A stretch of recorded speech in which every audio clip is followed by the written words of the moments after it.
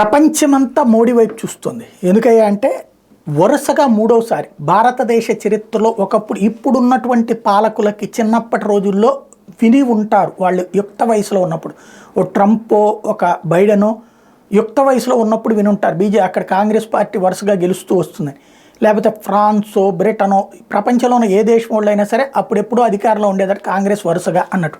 తర్వాత కాలంలో సంకీర్ణ ప్రభుత్వాలు చూశాక భారతదేశాన్ని కంట్రోల్లో పెట్టడానికి సంకీర్ణ భాగస్వాముల్ని వాళ్ళ గ్రిప్లో పెట్టుకోవడం అన్నట్టు నడుస్తూ ఉంది. బట్ భారతీయ జనతా పార్టీ నరేంద్ర మోడీ సింగిల్గానే మెజారిటీ వచ్చి ఎన్డీఏ ప్రభుత్వాన్ని నడుపుతూ ఉంటాం 2014 నుంచి వస్తే ఇక వాళ్ళ గుత్తాధిపత్యాల కాలం చెల్లింది క్రమంగా. అందుకని నరేంద్ర మోడీకి అపారమైనటువంటి విలువ ఇస్తున్నారు.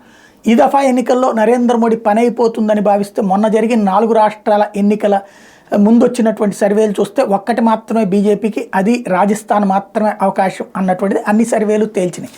తీరా చూస్తే ఒక్కసారి 4 రాష్ట్రాల్లో విజయం సాధించడం అన్నటువంటిది, 3 రాష్ట్రాల్లో విజయం సాధించడం ఛత్తీస్గఢ్, మధ్యప్రదేశ్, రాజస్థాన్, అది కూడా ఘన విజయం కావడం అన్నటువంటి దాంతో అర్థమైపోయింది వాళ్ళకి. ఇప్పుడు జాతీయ స్థాయిలో కాంగ్రెస్ పార్టీ పతనపు పరిస్థితి అంచుకి చేరడం, నరేంద్ర మోడీ మళ్ళీ వస్తారు. 302 క్రిందటిసారి వస్తే 303 క్రిందటిసారి వస్తే ఈ దఫా 330 దాటిపోతుంది. అట్లాగే ఎన్డీఏ కూటమి 400 దాకా వస్తుంది అన్నటువంటి వేళ భారతదేశపు రాజకీయాల పట్ల కంటే కూడా మోడీ వైపు యావత్ ప్రపంచం చూస్తోంది ఇప్పుడు.